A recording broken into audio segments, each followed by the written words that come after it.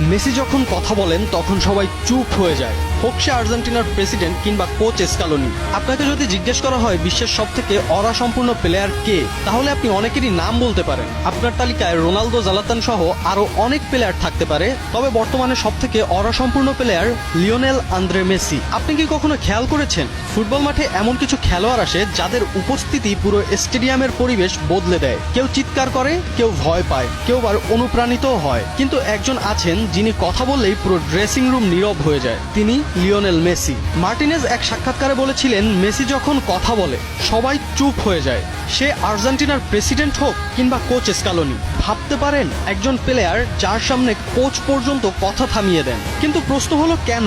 এটা কি শুধু তার 8টি ব্যালন ডি'অরের জন্য, নাকি বিশ্বকাপ জয়ের জন্য? না, মেসির ওরা তৈরি হয়েছে অন্যভাবে। 2022 বিশ্বকাপের সেই রাত মনে আছে? ফাইনালের আগের ড্রেসিং রুমে কেউ চিৎকার করেননি, কেউ বড় বড় কথা বলেননি, শুধু মেসি শান্ত গলায় বলেছিলেন, আজ আমরা ইতিহাস লিখতে নামছি। আর সেই একটা কথাই যেন পুরো দলকে বদলে দিয়েছিল। আর তারপর যা হয়েছিল তা সবারই জানা আছে। ডিপল, ডিমারিয়া, এমিলিয়ানো মার্টিনেজ সহ সব সতীর্থদের চোখে মেসি শুধু অধিনায়ক না, তিনি একটা অনুভূতি। ওতামেন্ডির শরীরে মেসির ট্যাটু। ডিপলকে আবার অনেকে মজা করে বলে মেসির বডিগার্ড, কারণ মাঠে কেউ মেসিকে ট্যাকেল করলেই সবার আগে ছুটে যান তিনি। এইসব বিষয়ই মেসিকে নিয়ে যায় অনন্য উচ্চতায়।